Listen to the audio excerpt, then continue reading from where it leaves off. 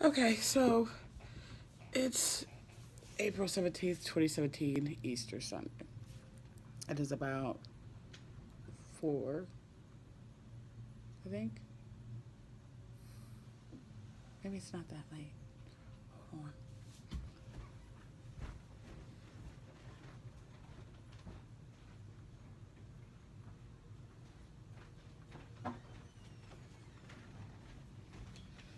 Make that 12:44.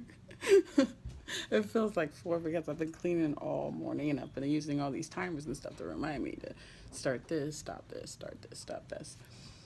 But anyway, so last week I was reading something that was saying that, you can go ahead and clean your stove with um, baking soda. And um, all these years I've been cleaning with harsh chemicals and like afraid that I'm gonna blow myself up cleaning the stove. And I need harsh cleaners because I fry chicken. I fry pork chops. I fry fish. So you need to get that old yucky oil off. So I'm in here cleaning and stuff. I already did the stove. Stove's clean, but it's been clean, but didn't clean it today, but it's clean. And I was like doing multiple things at once. I was pulling everything out of the kitchen so I can mop. I started a load of laundry, and I decided to clean the coffee pot. I always knew that you're supposed to clean your coffee pot with vinegar. And then, while in the middle of picking up stuff and cleaning off the counters and stuff, I'm like, wait a minute. I'm thinking back to science class when I was a kid. I'm like, wait a minute. If you add vinegar and baking soda together, there's a reaction. So I'm like, let me do a test. So I took my sponge, wrung it out, and put and just dampened it with the vinegar. I didn't make it soaking wet because of what I was cleaning. I was cleaning a Foreman grill, the outside of it, and and so I'm like, I'm gonna do this test. I'm gonna see if this works, fine, because that's you need to have that clean. So I'm scrubbing it and scrubbing it and scrubbing it. I'm like, oh my gosh, it looks brand new. So I'm running around the kitchen cleaning everything with baking soda and vinegar. And it doesn't even really smell bad. Like, vinegar is very, very strong smelling. But um, I think what happens when you combine it with baking soda, they sort of neutralize each other. So you're not really having that heavy vinegar smell. At least not to me. Do you guys smell the vinegar? Good. So the kids don't even smell the vinegar. So I think that's exactly what's happening. So I think that's what I'm going to be using in my kitchen from here on out because honestly, I don't like using the harsh chemicals. Some of them I like the way they smell or whatever, but I would rather use something that's natural and not harmful at all to me versus something that was made in a big corporate lab somewhere, and you're itchy and your skin's peeling after you use it and all this other stuff. Because unfortunately for me, I have a hard time cleaning with gloves on my hands because it feels like you're not doing it quite right. My hands sweat for one. My hands stick to it. My hands stink after I'm done. And I like to feel the surface of whatever I'm cleaning to know for sure that it's clean. If I don't feel the surface, then how do I know? And then I gotta go, like, let's say you do that, you clean with your gloves, then you gotta go back, take the gloves off, check, and if it's still not clean, you gotta squeeze them damn things back on.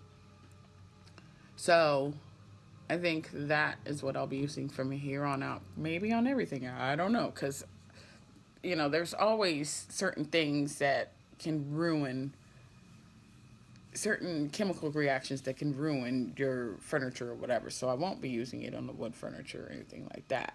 But as far as the sink and the stove and probably the floor, that's the next step. Floors, stuff like that. Yes, it's more time consuming, but if it gets the job done, it gets the job done. Only thing with using baking soda, there's a lot of rinsing involved afterwards with plain water.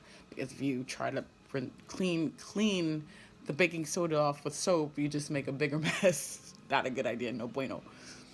So, um, and I wish I had known this years and years ago, but I did not.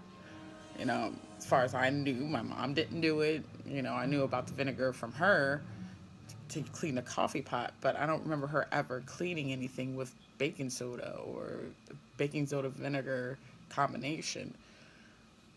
And in the long run, it's going to be a lot healthier, especially given the fact that I'm a smoker, and being a smoker plus using chemicals is a really bad idea.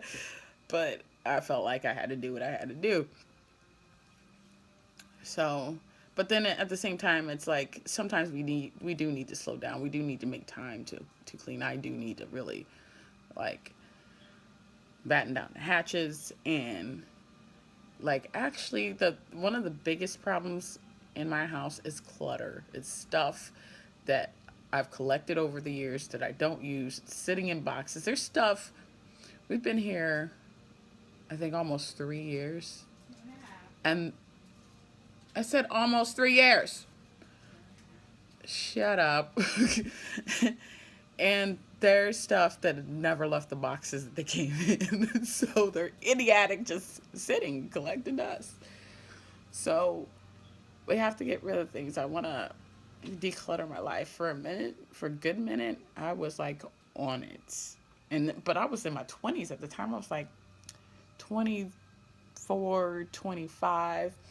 And my thing was, if you bring something in, you have to get rid of something of equal measure. Doesn't necessarily mean throwing it away. You can give it away, sell it, whatever, but it has to leave your house. So, like, we were on a schedule, even though my kids were little and they grow at strange rates and sometimes they have growth spurts. I would, like, every 3 months, I would, like, take them shopping for every season. Or if I needed, let's say one of them grew out of their shoes, I would buy them both shoes anyway. So that's what I did. So if I got them a pair of shoes, I got rid of a pair of shoes. If I got them a jacket or some pants, I got rid of something of equal measure. Not necessarily 100% equal measure. Let's say you need shorts and these pants don't fit you kind of high water. I would get rid of the pants even though they're bigger than but it's what item for item. If I'm getting rid of something, I'm getting rid of something that if it's not equal in weight, it's equal in use. So that's what I did, and I didn't have clutter. I take that back. There was one area where I had clutter, and that was pots and pans, because I've always had ramshackle pots and pans. I've never bought myself a pot and pan set ever. And I'm not embarrassed about that at all, especially the fact that I got because I do that, because I collect pots and pans to a degree. Uh, um, I ended up inheriting, in a sense, wrought iron skillet. My mom had like 2 or 3 of them suckers. That's probably where I get it from, right? But like the old school one, not that stuff that you buy in the store today where it's like silver or gray. No, that's not. They're supposed to be black. The kind that you have to season with oil every so often to prevent rust or to get rid of rust. Those are the best. Like, I love them so much. I don't cook everything in them because there's certain things that, like, I don't like cooking eggs in it.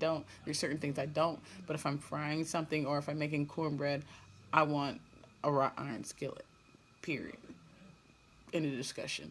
Unless, of course, I'm making a lot of food, then I have to use one of my other skillets to, compensate for the size. But then even sometimes then I'll use 2 or 3 skillets at once, depending on the volume of whatever I'm cooking. Because say you're having wings, well, there's 4 of us, and 2 each is not going to cut it, even with 3 sides, because you always have the thing where this kid doesn't like this kid doesn't like that. They want double this instead of this instead of a single of this and a single of that. So that's what we do. And it's just not enough because then they'll look at me and be all pissed like, where's the rest?